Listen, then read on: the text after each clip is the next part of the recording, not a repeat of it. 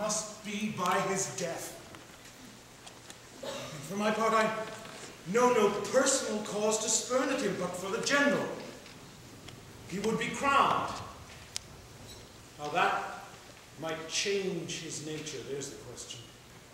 It is the bright day that brings forth the adder, and that craves wary walking. Crown him that, then I grant we put a sting in him, that at his will he may do danger with. Within the bond of marriage, tell me, Brutus, is it accepted I should know no secrets that appertain to you? Am I yourself, but as it were in sort or limitation? To keep with you at meals, comfort your bed, and talk to you sometimes? But be no more, Portia is Brutus' harlot, not his wife. You are my true and honorable wife, as dear to me as are the ruddy drops that visit my sad heart. If this were true, then I should know this secret. I grant, I am a woman, but withal a woman that Lord Brutus took to wife. I grant I am a woman, but withal a woman well reputed, Cato's daughter. Think you I am no stronger than my sex, being so fathered and so husbanded? Tell me your counsels, I will not disclose them.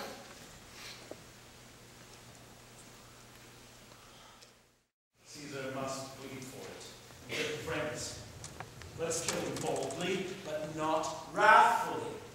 Let's carve him as a dish fit for the gods, not hew him as a carcass fit for hounds. And let our hearts, as subtle masters do, stir up their servants to an act of rage, and after seem to chide them. This shall make our purpose necessary, and not enemies, which, so appearing to the common eyes, we shall be called purgers, not murderers. Stoop, Romans, stoop, and let us bathe our hands in Caesar's blood up to the elbows, and besmear our swords. Then walk we forth, even to the marketplace, and waving our red weapons o'er our heads, let's all cry peace, freedom, and liberty. Stoop then, and watch. How many ages hence will this our lofty scene be acted over in states unborn and accents yet unknown? How many times shall Caesar bleed in sport that now on Pompey's basis lies along, no worthier than the dust? As oft as that shall be, so often shall the not of us be called the men that gave their country liberty. What? Shall we go? Aye, every man away. Brutus shall lead, and we will grace his heels with the most boldest and best hearts of Rome. Let me tell you, Cassius, you yourself are much condemned to have an itching palm, to sell and mart your offices for gold to undeservers. I, an itching palm? You know that you are Brutus that speaks this, or by the gods, this speech were else your last. Remember March, the Ides of March, remember. Did not great Julius bleed for justice' sake? What villain touched his body that did stab and not for justice? What? Shall one of us that struck the foremost man of all this world, but for supporting robbers, shall we now contaminate our fingers with base bribes?